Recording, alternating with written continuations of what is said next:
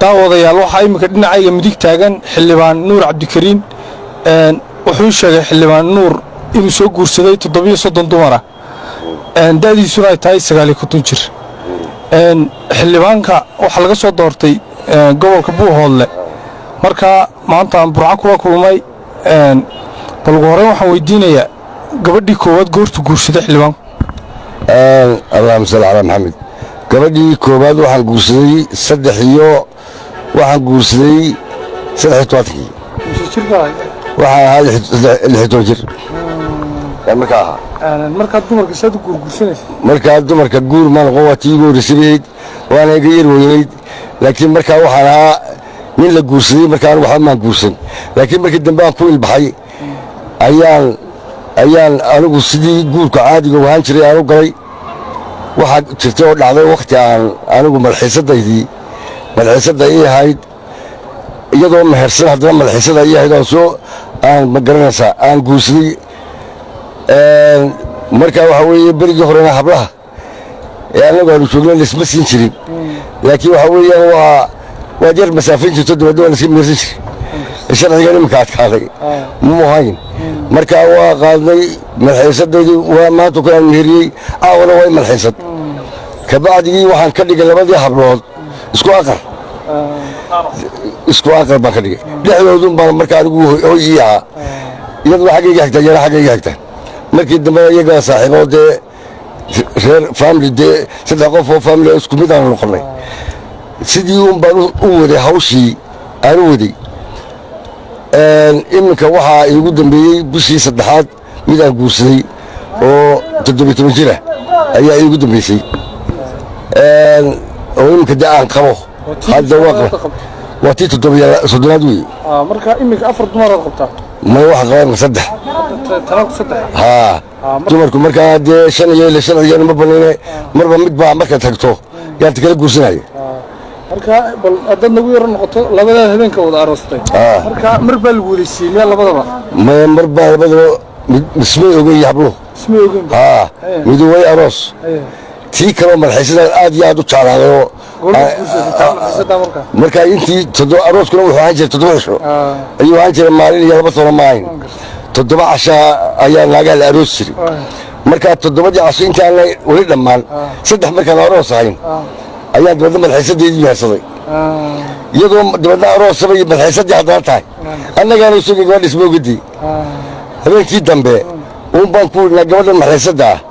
aad bay nagu tacabtay ma garanaysaa وين عاوز داس كساحته oo daas ka saxato gabadhii saasay gowrigii ay ku soo gashay labadiina marba wada qortay waxay ka dhaheen laba gel bay ka dhaheen marka waxaad ka warbixisaa guurka bal faa'iidadiisa khasaarihiisa guurku waxa weeye faa'iidana waa leeyahay khasaarana waa leeyahay khasaarihiisu waxa weeye markaad wax guursateen waxba kuu dhali waayaan faa'iidadiisuna waxa weeye marka ilaahay umadkaasi ay burqadaan ay afarta ka kala baxaan uurka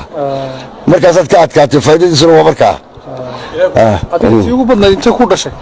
waxay dhashay 9 bay dhashay ugu badnayd imika waa imsa caruurteedu waxa weeyaan 53 wey 53 baan gursay yaa dhalay marka qaar wax dhalayna way ku jiraan qaar baa jiray dumarkaan habeen qabaan ceelgaab baa ka gaxaystay xamar baa ka gaxaystay waxaan ku mehersaday afkoodii kulaashada la foolaa layga dhashay habeenkaasaan qabay subaxna waa furay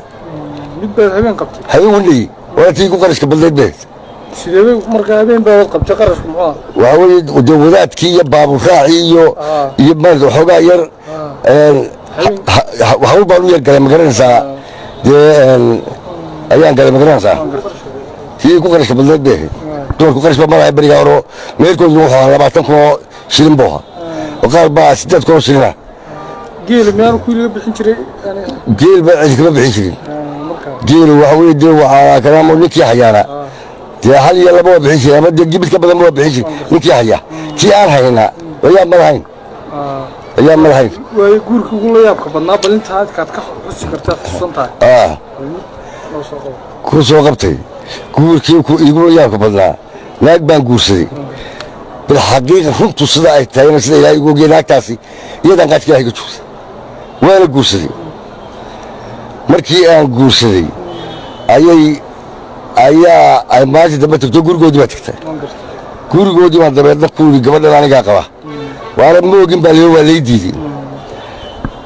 gabadhii adigu gabadhii way isxumaysanay gabadhii way dacweysay dadkii markii loo kacay xagga sablaale iyo dhulkaana qabtay dabadheer dhacday ayaa marka tagtay markii iga soo dacweysay nin geelo loodhan jiray ayaa iga soo dacweysay geelowsna askar buu ii soo diray dabeedna waxa weye habeenkii baa layka tinadeeyey waaba xeerka qoyska baa layidhi xeerka qoyska weeyaan baa layidhi guurkaa xariggaa waxaan ku galo 3 sannadood baan galay 3 sannadood baa lay xidhay waxaanan ku mutaystay xeerka qoyska ayaa lay cuskaday anigu ma garay xeer qoys wuxuu ahaa soomaad garan markaa naag xeer qoys ba xiray markaa 3 sannadood baan sabadla soo jiif yaa sabadla soo jiif bal waa ugu dambayn gabagabadii bal iminka bal maad guurka sii wadi bal maxay iminka talada qorshaaga anigu guurku waa sii wadayaado intaan horta libaaxu waxaa ninka libaaxa la yidhaahaa bahalka libaaxa la yidhaahaa hadduu ilka beelo hashan cuni kari maayo ma yidhaahda ilkuuska gama maqamaqsiiya weli waa ii ladan yahayo intaa uu isagu igabayo anigu saagi baa